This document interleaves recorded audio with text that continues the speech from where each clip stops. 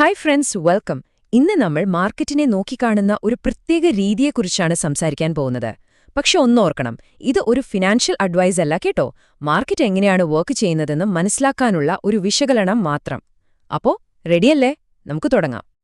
ഒരു ട്രേഡർ എന്ന നിലയിൽ നമ്മളെല്ലാവരും എപ്പോഴും ചോദിക്കുന്നൊരു ചോദ്യമുണ്ടല്ലേ, ഈ ചാർട്ടിലെ വില ശരിക്കും എന്തിനാ ഇങ്ങനെ മുകളിലോട്ടും താഴോട്ടും പോകുന്നത്? എന്താ ഇതിന്റെയൊക്കെ പിന്നിലുള്ളൊരു രഹസ്യം? ആ ഒരു രഹസ്യത്തിലേക്കാണ് നമ്മളിന്ന് ഇറങ്ങിച്ചെല്ലാൻ പോകുന്നത്. അപ്പോ ഈ ട്രേഡിംഗ് രീതി അനുസരിച്ച് ഇതിന്റെ ഉത്തരം അത്ര കോംപ്ലിക്കേറ്റഡ് ഒന്നുമല്ല. മാർക്കറ്റിലെ രണ്ട് പ്രധാന ശക്തികൾ തമ്മിലുള്ള ഒരു തരം വടംവലിയാണ് ഈ കാണുന്നതെല്ലാം. നമുക്ക് നോക്കാം അവ ഏതൊക്കെയാണെന്ന്. ഓക്കെ, അപ്പോ ഈ രണ്ട് ശക്തികൾ, ഒന്നാമത്തേത് മാർക്കറ്റിന് മുന്നോട്ടു പോകാനുള്ള ഇന്ധനം, അതാണ് ലിക്വിഡിറ്റി.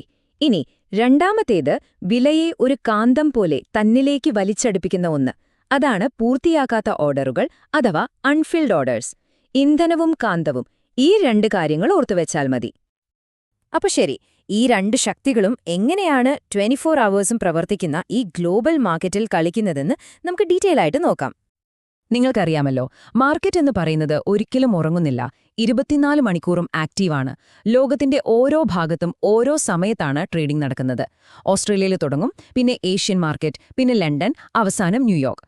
അപ്പോൾ ഓരോ സമയത്തും ഓരോ കറൻസികൾ കൂടുതൽ ആക്റ്റീവാകും. അതുകൊണ്ടുതന്നെ മാർക്കറ്റ് എപ്പോഴും ഇങ്ങനെ മാറിക്കൊണ്ടേയിരിക്കും. അപ്പോൾ നമുക്ക് ആ ഇന്ധനത്തിൽ നിന്ന് തന്നെ തുടങ്ങാം. എന്താണ് ഈ ലിക്വിഡിറ്റി? ഈ ഒരു അനാലിസിസ് രീതിയിൽ ലിക്വിഡിറ്റി എന്ന് പറഞ്ഞാൽ എന്താണ് ഉദ്ദേശിക്കുന്നതെന്ന് നോക്കാം. സാധാരണ നമ്മൾ കേൾക്കുന്ന ഒരു എക്കണോമിക് ടേം അല്ല ഇവിടെ ലിക്വിഡിറ്റി. ഈ ഒരു കോണ്ടെക്സ്റ്റിൽ ലിക്വിഡിറ്റി എന്ന് പറഞ്ഞാൽ ചാർട്ടിൽ റീറ്റെയിൽ ട്രേഡർമാരുടെ സ്റ്റോപ്പ് ലോസുകൾ ഒരുമിച്ചു കൂടിയിരിക്കുന്ന ഏരിയകളാണ്. മാർക്കറ്റ് എപ്പോഴും ഈ സ്റ്റോപ്പ് ലോസുകളെ ടാർഗറ്റ് ചെയ്യും. അതിനുവേണ്ടി മുൻപത്തെ ദിവസത്തെ ഏറ്റവും ഉയർന്ന വിലയോ അല്ലെങ്കിൽ ഏറ്റവും താഴ്ന്ന വിലയോ ലക്ഷ്യം വയ്ക്കും. സിമ്പിളായി പറഞ്ഞാൽ ഇതൊരു ഹണ്ടിംഗ് ഗ്രൗണ്ടാണ്. ഓക്കെ, അപ്പോൾ ലിക്വിഡിറ്റി തന്നെ രണ്ട് തരത്തിലുണ്ട്. ചാർട്ടിന്റെ മുകളിൽ, അതായത് അടുത്ത കാലത്തുണ്ടായ ഒരു ഹൈ പോയിന്റിന് മുകളിൽ കാണുന്നതാണ് ബൈ സൈഡ് ലിക്വിഡിറ്റി അഥവാ BSL. അതുപോലെ ചാർട്ടിന്റെ താഴെ, അതായത് ഒരു ലോ പോയിന്റിന് താഴെ കാണുന്നതാണ് സെൽ സൈഡ് ലിക്വിഡിറ്റി അഥവാ SSL. ഒന്നു മുകളിൽ ഒന്ന് താഴെ. സിമ്പിൾ. അപ്പം മാർക്കറ്റ് ഈ ഇന്ധനം, അതായത് ലിക്വിഡിറ്റി എടുത്തു കഴിഞ്ഞു. ഇനി എങ്ങോട്ടാ അതിന്റെ യാത്ര? അവിടേക്കാണ് നമ്മുടെ കാന്തം വരുന്നത്, പൂർത്തിയാക്കാത്ത ഓർഡറുകൾ. ഇംബാലൻസ്. പേരുപോലെ തന്നെ വില പെട്ടെന്നൊരു ദിശയിലേക്ക്, അതായത് മുകളിലേക്കോ താഴേക്കോ വളരെ വേഗത്തിൽ പോകുമ്പോൾ സംഭവിക്കുന്ന ഒന്നാണിത്. ആ ഒരു സ്പീഡിൽ പോകുമ്പോൾ അവിടെ കുറേ ഓർഡറുകൾ ഫില്ലാവാതെ ഒരു ഗ്യാപ്പ് പോലെ രൂപപ്പെടും. അതായത് ഒന്നെങ്കിൽ വാങ്ങുന്നവർ അല്ലെങ്കിൽ വിൽക്കുന്നവർ ആ സമയത്ത് ഭയങ്കര പവർഫുൾ ആയിരുന്നു എന്ന് സാരം. ഈ ഗ്യാപ്പ് പിന്നീട് നികത്താനായി മാർക്കറ്റ് തിരികെ വരാൻ ശ്രമിക്കും. അപ്പോൾ കണ്ടില്ലേ ആ ഒരു സൈക്കിൾ? വില ആദ്യം ഇന്ധനം തേടിപ്പോകുന്നു, അതായത് ലിക്വിഡിറ്റി ഗ്രാബ് ചെയ്യുന്നു. അത് കഴിഞ്ഞ് ആ കാന്തത്തിലേക്ക്, അതായത് ഇംബാലൻസ് ഉള്ള ഗ്യാപ്പ് ഫില്ല് ചെയ്യാൻ പോകുന്നു. അത് കഴിഞ്ഞാലോ വീണ്ടും അടുത്ത ലിക്വിഡിറ്റി എവിടെയാണെന്ന് നോക്കി യാത്ര തുടരുന്നു. ഇതൊരു തുടർ പ്രക്രിയയാണ്. ഓക്കെ, ഈ ഇന്ധനവും കാന്തവും തമ്മിലുള്ള ഓട്ടം ചാർട്ടുകളിൽ ചില പ്രത്യേക പാറ്റേണുകളുണ്ടാക്കും. ഈ രീതി ഉപയോഗിക്കുന്ന ട്രേഡർമാർ ഈ പാറ്റേണുകളാണ് നോക്കുന്നത്. നമുക്കവ ഏതൊക്കെയാണെന്ന് നോക്കാം. അതിലൊന്നാണ് ബാലൻസ്ഡ് പ്രൈസ് റേഞ്ച് അല്ലെങ്കിൽ BPR. ഇത് എപ്പോഴാണ് ഉണ്ടാകുന്നതെന്നറിയാമോ? വില മുകളിലുള്ള ബൈ സൈഡ് ലിക്വിഡിറ്റിയും എടുത്ത് താഴെയുള്ള സെൽ സൈഡ് ലിക്വിഡിറ്റിയും എടുത്ത് തിരിച്ചു പഴയ ഒരു റേഞ്ചിലേക്ക് തന്നെ വരുമ്പോൾ. ഇതിനർത്ഥം അവിടെ വാങ്ങുന്നവരും വിൽക്കുന്നവരും ഒരുപോലെ ആക്റ്റീവായിരുന്നു എന്നാണ്. ഇത് വലിയ സ്ഥാപനങ്ങളുടെ ഒരു ഫുട്പ്രിന്റ് പോലെയാണ്. ഈ BPR തന്നെ രണ്ട് തരത്തിലുണ്ട്. ബുള്ളിഷ് BPR ഒരു V ഷേപ്പിലായിരിക്കും കാണുക. അവിടെ ഒരു ബെയറിഷ് ഇംബാലൻസും ബുള്ളിഷ് ഇംബാലൻസും ഓവർലാപ്പ് ചെയ്യും. ഇനി ബെയറിഷ് BPR ആണെങ്കിലോ അതൊരു A ഷേപ്പിലായിരിക്കും. അവിടെ ബുള്ളിഷ് ഇംബാലൻസിന്റെ മുകളിൽ ബെയറിഷ് ഇംബാലൻസ് വരും. ആ ഷേപ്പുകൾ ഓർത്തുവെച്ചാൽ മതി, Vയും Aയും. അപ്പോ ഈ സോഴ്സ് മെറ്റീരിയൽ അനുസരിച്ച് ഒരു ബുള്ളിഷ് BPR ട്രേഡ് എങ്ങനെ എടുക്കാമെന്ന് നോക്കാം. സ്റ്റെപ്പ് ബൈ സ്റ്റെപ്പായിട്ട് പറയാം. ആദ്യം ഒരു ബെയറിഷ് ഇംബാലൻസ് കണ്ടുപിടിക്കുക, പിന്നെ ഒരു ബുള്ളിഷ് ഇംബാലൻസ്.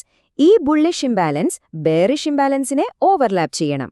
അങ്ങനെ വന്നാൽ ആ അവസാനത്തെ ഇംബാലൻസിൽ നിന്ന് എൻട്രി എടുക്കാം. സ്റ്റോപ്പ് ലോസ് തൊട്ടുമുമ്പത്തെ സ്വിംഗ് ലോയിലും ടാർഗറ്റ് അടുത്ത ലിക്വിഡിറ്റി ഏരിയയിലുമായിരിക്കും. ബെയറിഷ് BPR ഇതിന്റെ നേരെ ഓപ്പോസിറ്റ്. ആദ്യം ഒരു ബുള്ളിഷ് ഇംബാലൻസ് നോക്കുക, പിന്നെ ഒരു ബെയറിഷ് ഇംബാലൻസ്. അവ തമ്മിൽ ഓവർലാപ്പ് ചെയ്യുമ്പോൾ എൻട്രി. ഇവിടെ സ്റ്റോപ്പ് ലോസ് അവസാനത്തെ സ്വിംഗ് ഹൈയിലും ടാർഗറ്റ് അടുത്ത ലിക്വിഡിറ്റി ഏരിയയിലും. ലോജിക് സെയിം ആണ്, ഡയറക്ഷൻ മാത്രം മാറുന്നു. ഇനി നമുക്ക് അടുത്തൊരു പ്രധാന പാറ്റേൺ പരിചയപ്പെടാം. Order block. മാർക്കറ്റിൽ ഒരു ട്രെൻഡ് ചേഞ്ച് വരാൻ പോകുന്നു എന്ന സൂചന തരുന്ന വളരെ പവർഫുള്ളായ ഒരു ക്യാൻഡിലാണിത്. ബുള്ളിഷ് ഓർഡർ ബ്ലോക്ക് എന്നുവെച്ചാൽ വില മുകളിലേക്ക് കുതിച്ചുയരുന്നതിന് തൊട്ടുമുമ്പുള്ള അവസാനത്തെ താഴോട്ടുള്ള, അതായത് ബെയറിഷ് ക്യാൻഡിൽ.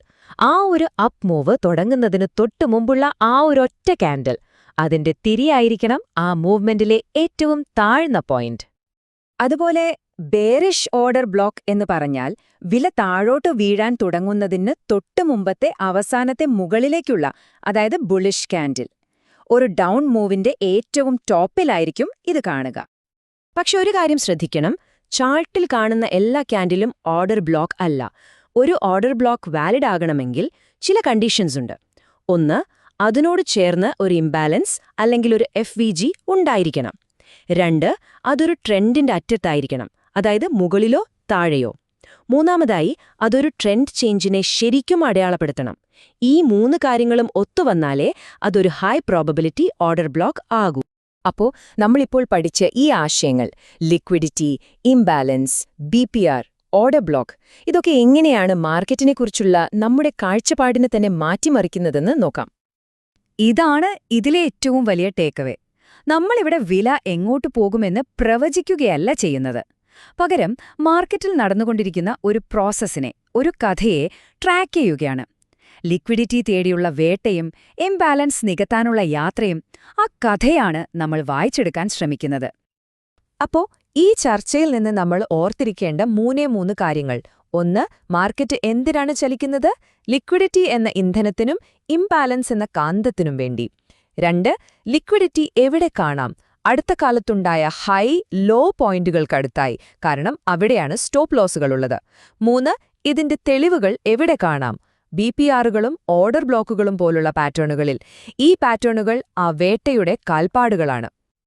അപ്പൊ എന്റെ ചോദ്യം ഇതാണ്, ഇനി നിങ്ങളൊരു ചാർട്ട് തുറന്നു നോക്കുമ്പോൾ അതിൽ വെറുതെ മുകളിലോട്ടും താഴോട്ടും പോകുന്ന കുറെ വരകൾ മാത്രമാണോ കാണുന്നത്? അതോ ലിക്വിഡിറ്റി തേടിയുള്ള ഈ വേട്ടയുടെ ഒരു വലിയ കഥയാണോ നിങ്ങൾ കാണാൻ പോകുന്നത്? ഒന്ന് ചിന്തിച്ചു നോക്കൂ.